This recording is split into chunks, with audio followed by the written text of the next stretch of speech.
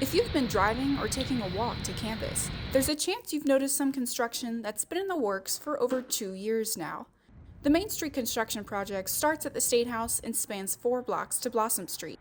Right now, there are cones, debris, and new shrubbery lined up and down Main Street, signaling the ongoing construction in progress.